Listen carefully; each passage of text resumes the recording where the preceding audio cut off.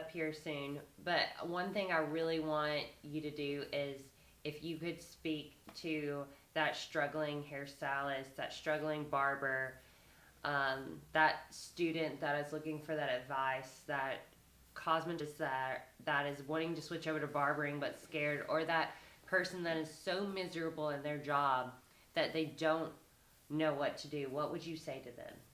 I knew you were going to ask me this question. And I've been thinking all week, how in the world am I going to answer this question?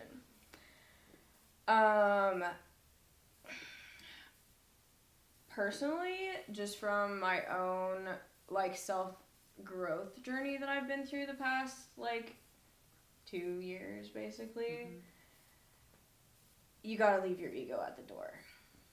And when I say the door, it cannot be existent.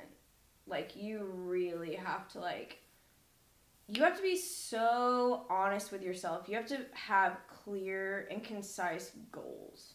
You have to take control. Like, that sounds really terrifying, but a lot of times we live in fear because we're not taking control. And you can take control and you can be out of your ego. Like, you have to be willing to work, but also balance. Like, I think for such a long time as a student, I was in that constant hustler mode. And that shit, it doesn't work. Like, it does for some people, it didn't for me. You need to be way more balanced. You have to do what's right for you in the moment, like, struggling, hating your life. You just need to figure out what the fuck you want. And you need to apply it, you need to take control, and you need to leave your ego at the door and learn some shit, apply it, and do it. You know what I mean? I just feel like we literally just hold ourselves back from our own subconscious, really. Yeah.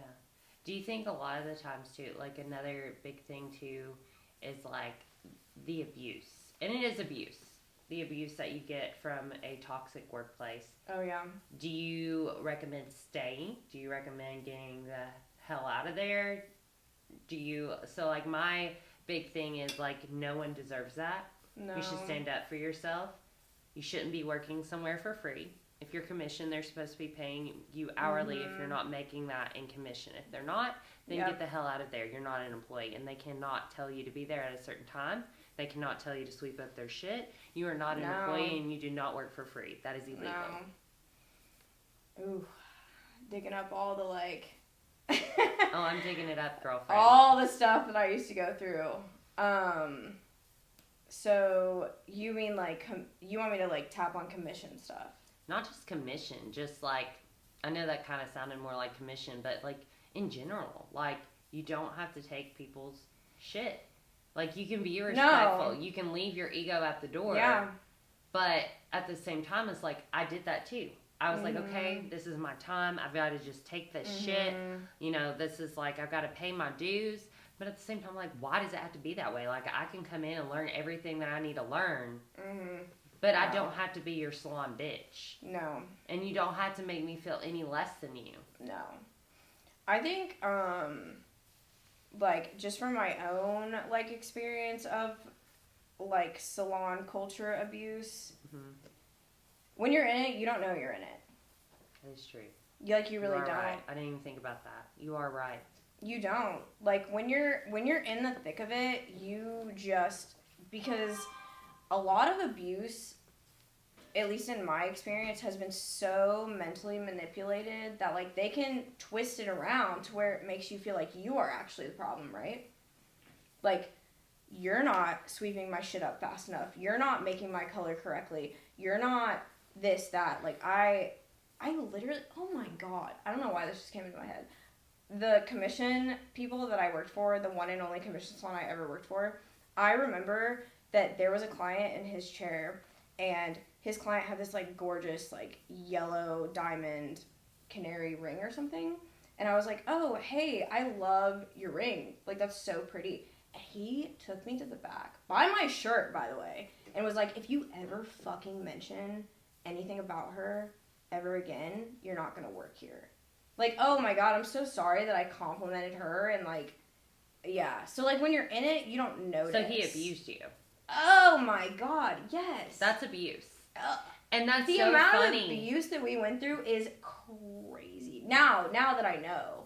But back then, they flipped it around so much to where I literally thought I was the problem. And everything about me was the problem. And I hate to say this too, and I think this is, and I hope I don't get backlash for saying this, and I love this community, but like for me, I think as a woman, I didn't realize that like you can be abused by someone that's not even interested in women, and I'm trying to say that in the most polite way. I didn't know that. Like our Xbox like would touch me sometimes and make me feel uncomfortable, but I'm like, oh fine, it's fine, he's gay, it's fine. But it made me feel uncomfortable. And I think the biggest thing in this industry too is like you can be abused. I've had a male boss that was really tall stand over me and back me into a corner yelling at me, and I stayed because I felt like I had to. And yeah, they make you feel like you need them and they don't need you, type of thing. Like, you will not flourish, you won't be shit without me. Yeah, but in your mind you're thinking, oh, it's fine because of this. And you make these excuses. Yeah, you make these excuses. It doesn't matter who the person is, what they do, who they are. If you feel uncomfortable, you can stand up for yourself. Yeah.